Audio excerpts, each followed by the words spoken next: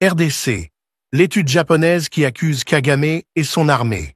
Une nouvelle étude venue du Japon met à nu ce que les Congolais savent déjà depuis des décennies.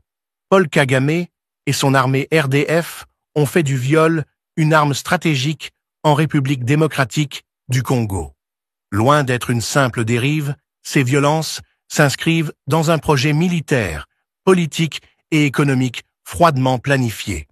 Mais cette fois, les preuves s'accumulent, et si Kagame n'abandonne pas cette logique criminelle, il risque de finir comme Charles Taylor, jugé et condamné pour crimes contre l'humanité.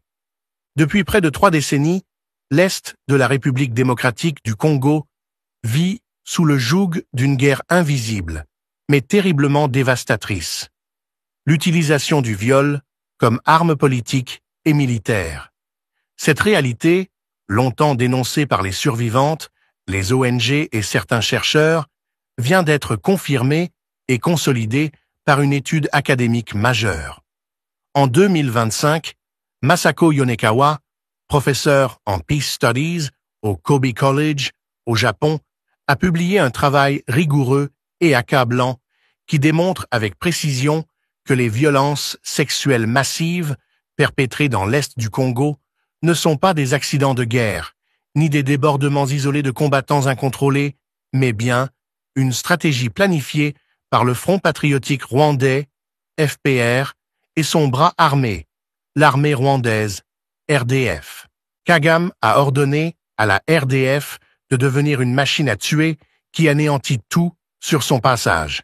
Dans une déclaration choquante, le général James Kabarebe a révélé comment Kagame a ordonné à l'armée rwandaise, la RDF, d'être formée comme une machine à tuer qui extermine tout le monde et tout ce qui se trouve sur son chemin. Les détails effrayants révèlent un côté sombre de l'implication du Rwanda au Congo que le monde ne peut plus ignorer. Excellence yatanze amabwiriza kuri training ya RDF kandi kamana ni chief cyavuze gihinduka itegeko yaravuze ngo ndashaka RDF kuba trained kuba a killing machine aho iciye ntagire igisigara niyo training rero tubona niyo training tubaha.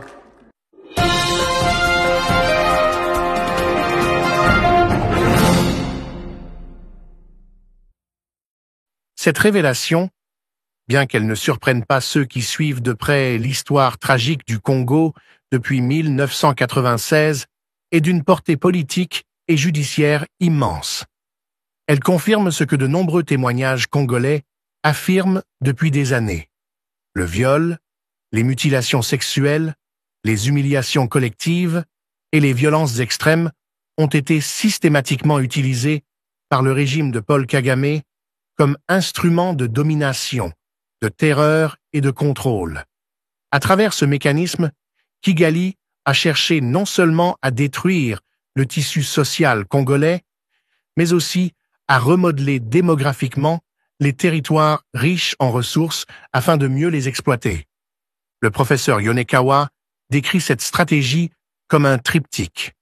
Une arme militaire pour démoraliser les communautés, une arme politique pour briser la résistance et imposer une hiérarchie de domination, et une arme économique pour faciliter le pillage des ressources stratégiques. Ainsi, l'étude établit un lien direct entre la souffrance des femmes congolaises et les circuits mondiaux du commerce des minerais. Coltan, cassitérite, or. Derrière chaque smartphone, chaque batterie, chaque bijou, se cache une tragédie humaine méthodiquement orchestrée. Cette conclusion vient corroborer les aveux indirects d'un des hommes les plus proches de Kagame, le général James Kabarebe. Cet ancien ministre de la Défense du Rwanda, ancien chef d'état-major et véritable architecte des interventions militaires rwandaises au Congo, avait déjà reconnu que Kagame avait formé son armée comme une machine à tuer, entraînée pour dominer et terroriser. Ces mots, glaçants, prennent aujourd'hui une résonance nouvelle. Car si l'armée a été façonnée pour tuer sans état d'âme, il n'est pas surprenant que le viol ait été intégré comme une arme de guerre. Kabarebe, par ses révélations, confirme sans le vouloir ce que l'étude japonaise démontre scientifiquement. La violence sexuelle est institutionnalisée au sein du dispositif militaire rwandais. À partir de là, il devient impossible de continuer à parler d'excès ou de bavure. Nous sommes face à une politique systématique, pensée et exécutée avec un objectif clair: contrôler l'Est du Congo par la terreur, déplacer des populations jugées indésirables et exploiter les richesses minières au profit de Kigali et de ses alliés internationaux. Les récits des survivantes, qui décrivent des soldats se faisant passer pour d'autres groupes armés, FDLR, Mai-Mai, Interahamwe, ne sont plus seulement des témoignages isolés. Ils s'intègrent dans une stratégie d'impunité visant à brouiller les pistes et à détourner les responsabilités. Cette stratégie cynique a eu des conséquences dévastatrices.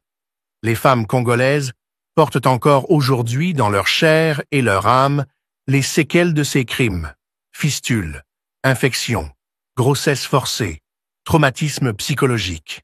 Les communautés ont été brisées, l'agriculture ruinée, la confiance sociale détruite. Les hommes, incapables de protéger leur famille face à ces violences, ont vu leur masculinité symbolique piétinée, renforçant encore la domination imposée par les envahisseurs. Mais au-delà de la souffrance, cette étude ouvre une nouvelle voie. Elle constitue une arme juridique et diplomatique pour le Congo et pour la communauté internationale. Elle apporte des preuves supplémentaires qui pourraient peser lourdement devant des tribunaux internationaux. Paul Kagame, qui se croit intouchable depuis 3 décennies, devrait méditer sur le sort de Charles Taylor, l'ancien président du Libéria, qui croyait lui aussi pouvoir échapper à la justice internationale. Taylor a fini condamné à 50 ans de prison par le tribunal spécial pour la Sierra Leone pour crimes de guerre et crimes contre l'humanité, en grande partie à cause de son usage systématique de la terreur et du viol comme arme politique. Kagame, malgré ses appuis en Occident, n'est pas à l'abri d'un scénario similaire. Aujourd'hui, l'image du visionnaire modernisateur qu'il aime projeter s'effrite face à la réalité crue. Les études, les témoignages, les rapports d'ONG, les révélations de ses propres généraux forment un faisceau de preuves accablant. La communauté internationale ne pourra éternellement détourner le regard. L'histoire enseigne que les dictateurs qui croient pouvoir manipuler le monde finissent toujours par payer. Si Paul Kagame ne change pas rapidement, s'il ne choisit pas la voie de la paix et de la justice, il risque de finir dans les mêmes geôles que Charles Taylor, marqué à jamais comme un criminel de guerre responsable d'atrocités indicibles. Le temps de l'impunité touche à sa fin. Depuis 1996, l'Est du Congo est devenu un laboratoire de la terreur, où l'ingénierie politique et militaire du Front patriotique rwandais a redessiné la carte humaine et économique de la région. Pour comprendre l'ampleur de ce projet, il faut revenir au contexte de l'après-génocide rwandais. En 1994, le FPR prend le pouvoir à Kigali sous la bannière de Paul Kagame, acclamé par ses partisans comme le sauveur qui a mis fin au massacre. Mais très vite, ce pouvoir fraîchement consolidé ne se contente pas de stabiliser le Rwanda. Il projette son influence au-delà des frontières, principalement en République démocratique du Congo. C'est là que se joue le basculement. Dès les premières incursions militaires, les réfugiés Hutus, entassés dans les camps de l'Est congolais, deviennent le prétexte pour des opérations massives. Mais derrière l'argument de neutraliser les génocidaires se cache un autre objectif: s'emparer des richesses colossales du sous-sol congolais. Or, pour atteindre ce but, Kagame et ses généraux ne vont pas se contenter de la force militaire classique. Ils inventent une stratégie hybride, combinant la guerre ouverte, la manipulation de groupes armés locaux et surtout l'utilisation du viol comme une arme silencieuse mais redoutablement efficace. C'est ce que démontre brillamment l'étude du Kobe College. Le viol, loin d'être un simple dommage collatéral, est institutionnalisé. On entraîne des hommes à l'utiliser pour fracturer les communautés. On le systématise pour pousser les populations à fuir. On le planifie pour libérer des zones minières stratégiques. Cette froideur stratégique choque, mais elle explique pourquoi le phénomène persiste depuis près de 30 ans, malgré la multiplicité des accords de paix. Car au fond, ces violences ne sont pas des excès incontrôlables. Elles sont le cœur même de la machine de guerre rwandaise. Et cette réalité, le général James Kabarebe l'avait déjà confirmé d'une manière involontaire. Ses propos, souvent repris dans des interviews ou des discussions privées, révèlent que Kagame a modelé son armée comme une machine à tuer. Une armée sans état d'âme, formée à l'obéissance absolue, à l'effacement des scrupules humains. Dans un tel cadre, le viol devient un prolongement logique de la doctrine militaire. Terroriser, humilier, soumettre. Les révélations de Kabarebe ne sont donc pas des anecdotes, mais la clé qui permet de comprendre comment la stratégie décrite par l'étude japonaise s'inscrit dans une continuité militaire pensée depuis Kigali. Il faut insister sur le fait que cette stratégie n'est pas seulement militaire, mais aussi profondément politique. Kagame, en utilisant le viol comme arme de guerre, impose une hiérarchie symbolique. Les Congolais sont réduits à l'impuissance, les hommes humiliés, les femmes brisées, les enfants marqués à vie. C'est une manière d'asseoir la domination psychologique du Rwanda sur son voisin, de montrer que l'État congolais est incapable de protéger son peuple. C'est, en d'autres termes, une guerre contre l'âme même du Congo. Mais ce qui rend cette situation encore plus intolérable, c'est son lien avec l'économie mondiale. Les zones vidées par la terreur sont précisément celles qui regorgent de coltan, d'or, de cassitérite. Loin d'être une coïncidence, cette corrélation révèle un plan méthodique, transformer les viols en un instrument de gestion démographique pour faciliter le pillage. Le sang et les larmes des Congolais deviennent ainsi la face cachée des smartphones, des batteries et des bijoux consommés dans le confort des grandes métropoles occidentales et asiatiques. C'est un commerce de la honte, où les multinationales ferment les yeux, se réfugiant derrière la complexité des chaînes d'approvisionnement. Ce n'est pas un hasard si les survivantes de ces atrocités décrivent des soldats se présentant parfois comme des FDLR, des Interahamwe ou des Mai Mai. Kigali a perfectionné l'art du camouflage, créant une confusion qui lui permet d'entretenir l'impunité. Les crimes sont commis, mais les responsables sont toujours ailleurs.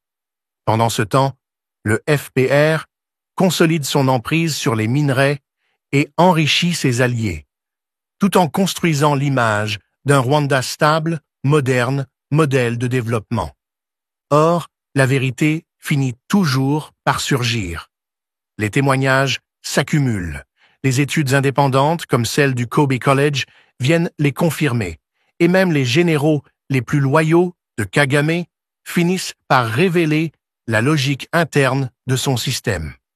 L'édifice de mensonges, qui a protégé Kagame pendant 3 décennies, commence à se fissurer. L'histoire nous enseigne que les dictateurs qui fondent leur pouvoir sur le sang et la terreur finissent toujours par être rattrapés. Charles Taylor en est l'exemple le plus frappant. Lui aussi se présentait comme un homme fort, un leader incontournable. Lui aussi avait fait du viol et de la terreur des armes pour contrôler et piller. Mais malgré ses alliances, malgré son arrogance, il a fini dans une cellule, condamné par la justice internationale. Kagame devrait méditer ce parallèle, car plus les preuves s'accumulent, plus la possibilité d'un procès devient plausible. L'impunité n'est jamais éternelle. Les vents politiques changent. Les alliances se défont. Les soutiens se retirent. Les Occidentaux qui ferment les yeux aujourd'hui, pour des raisons stratégiques ou économiques, peuvent, demain, lâcher celui qu'ils encensaient hier. Quand le rapport coût-bénéfice basculera, Kagame découvrira qu'il est seul. Et alors, l'accusation, qui pèse déjà sur lui, prendra une tournure judiciaire. En République démocratique du Congo, cette étude du Kobe College peut servir de catalyseur. Elle donne au gouvernement congolais une arme diplomatique supplémentaire pour exiger que justice soit rendue. Elle renforce la légitimité des voix qui réclament des sanctions, des enquêtes internationales et la fin du double langage occidental. Elle appelle aussi à une prise de conscience africaine. Si un dirigeant peut impunément utiliser le viol comme une arme de guerre contre un peuple frère, alors c'est toute l'idée de souveraineté et de dignité africaine qui s'effondre. La question n'est donc plus de savoir si Paul Kagame est coupable ou non. Les preuves s'accumulent, irréfutables. La vraie question est de savoir combien de temps encore la communauté internationale acceptera de cautionner son impunité. Combien de temps encore les femmes congolaises devront porter seules le poids d'une guerre imposée par un voisin qui a transformé la barbarie en stratégie d'État. Et c'est ici que le parallèle avec Charles Taylor prend toute sa force. Kagame, en refusant de changer, en s'enfermant dans son arrogance, risque de connaître le même destin. L'histoire est implacable pour ceux qui croient pouvoir dominer par la terreur. Le Congo souffre depuis trop longtemps, mais la vérité a désormais un poids nouveau. Elle est documentée, analysée, prouvée. L'édifice de mensonges ne peut plus tenir éternellement. Lorsque l'on retrace l'historique des guerres du Congo, on constate une continuité glaçante dans les méthodes du FPR et du régime Kagame. En 1996, la première guerre du Congo est déclenchée sous prétexte de neutraliser les génocidaires Hutus réfugiés dans l'est de la RDC. Les camps de réfugiés sont attaqués. Des centaines de milliers de personnes sont massacrées ou forcées à fuir dans la jungle. Ce premier épisode jette les bases de la doctrine militaire rwandaise, avancée sous couvert d'un discours légitimant, lutte contre le génocide, tout en déchaînant une violence extrême contre des civils considérés comme obstacles. En 1998, la deuxième guerre du Congo éclate. Cette fois-ci, le Rwanda et l'Ouganda s'opposent directement au gouvernement de Laurent-Désiré Kabila. Les violences sexuelles explosent à une échelle industrielle. Les ONG rapportent déjà que des femmes sont violées, non pas par hasard, mais de manière systématique, souvent en public, parfois avec des objets ou des armes, pour marquer les corps et briser les communautés. Cette systématisation, décrite dans l'étude du Kobe College, est déjà en œuvre. En 2012, le M23, instrument recyclé du FPR, prend Goma. Là encore, les témoignages abondent. Viols collectifs, exactions, déplacements forcés. Et depuis 2022, avec la nouvelle offensive du M23 soutenue par l'armée rwandaise, les mêmes schémas se répètent. Villages brûlés, femmes agressées, populations déplacées et exploitation accrue des minerais. Il ne s'agit pas de cycles spontanés de violence. Il s'agit d'une ligne directrice qui traverse 3 décennies et que l'étude japonaise confirme avec des preuves méthodiques. Pour donner chair à cette stratégie, il faut entendre les voix des survivantes. Une femme de Rutshuru raconte comment des soldats l'ont violée devant ses enfants, expliquant que « c'est pour montrer que vos hommes sont impuissants ». Une autre de Walikale se souvient qu'après son viol collectif, les soldats avaient déclaré « Ici, ce n'est plus votre terre ». Ces phrases sont plus que des humiliations. Elles sont la verbalisation de la stratégie du FPR. Détruire l'âme d'une communauté, l'arracher à sa terre et ouvrir la voie à l'exploitation. Chaque témoignage est une preuve vivante de la logique décrite par Masako Yonekawa. Mais Kagame n'a pas agi seul. Les complicités internationales sont une autre pièce essentielle du puzzle.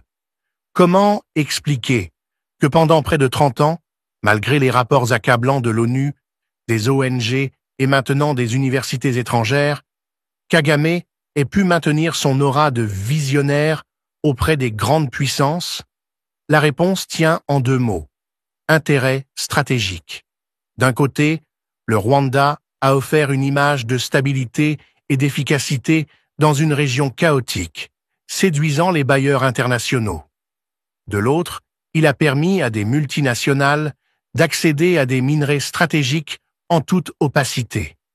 Le viol, utilisé comme arme de guerre, n'était qu'un outil invisible dans une chaîne où les véritables bénéficiaires se trouvaient souvent loin des champs de bataille. Le parallèle avec Charles Taylor est encore plus frappant lorsqu'on considère ce réseau de complicité. Taylor, pendant la guerre du Libéria et de la Sierra Leone, avait lui aussi construit des alliances régionales et internationales. Il alimentait les réseaux du diamant de sang, tout en se présentant comme un acteur incontournable. Mais à force d'accumuler les crimes, à force de voir son nom associé aux pires atrocités, il a fini par être lâché par ses soutiens. Kagame, aujourd'hui, suit le même chemin. Ses crimes sont trop visibles, trop documentés. La multiplication des études, des rapports et des témoignages fragilise le narratif qu'il avait réussi à imposer. Il y a dans ce constat une leçon. L'impunité n'est jamais éternelle. L'histoire est jalonnée de leaders qui se croyaient invincibles, protégés par leurs alliances, mais qui ont fini par être traduits devant la justice. Slobodan Milošević en Serbie, Charles Taylor au Libéria.